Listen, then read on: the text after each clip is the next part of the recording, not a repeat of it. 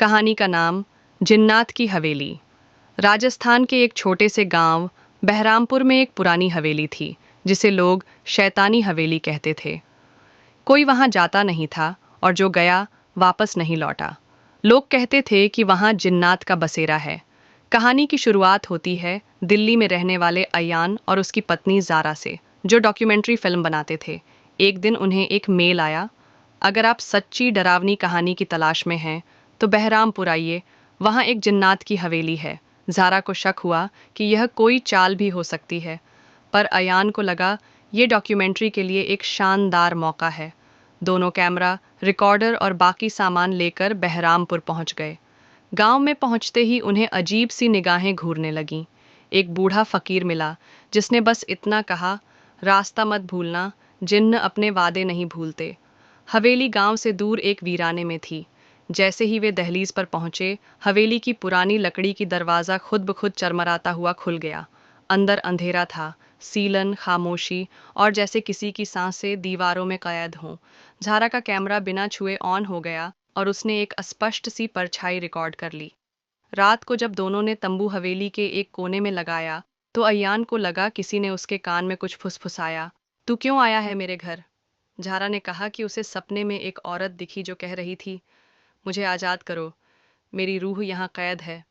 जैसे जैसे रात गहराई, हवेली में दस्तकें, जमीन से आती चीखें और अनजानी जबान में कुछ बड़बड़ाहटें सुनाई देने लगीं।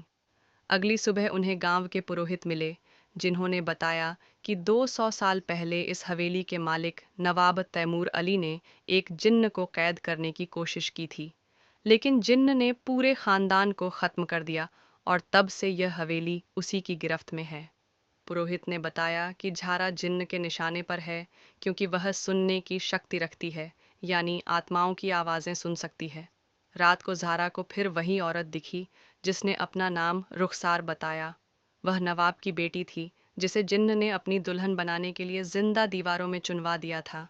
रुखसार की आत्मा मुक्ति चाहती थी, लेकिन जिन्न उसे जाने नहीं दे रहा था।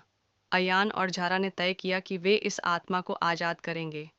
उन्होंने पुरोहित से एक विशेष तावीज़ और कुरान की आयतें लीं।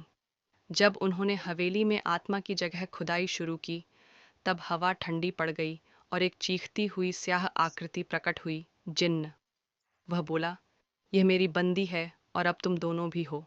हवेली की दीवारें हिलने लगीं, जमीन से आग की लपटें निकलने लगीं। पर अयान ने हिम्मत से कुरान की आयतें पढ़नी शुरू कीं और झारा ने तावीज़ रुखसार के कंकाल पर रख दिया। जिन्न दर्द में चीखा और हवेली भर में गूंजा, तुमने मुझे धोखा दिया। भाग 7। अंत या एक और शुरुआत। रुखसार की आत्मा मुस्कुराकर हवा में विलीन हो गई। हवेली की दीवारों पर लगी दरारें भर गईं और अजीब सी खामोशी छा गई। झारा और अयान ने गांव छोड़ा और वापस दिल्ली आ गए। उन्होंने डॉक्यूमेंट्री बनाई।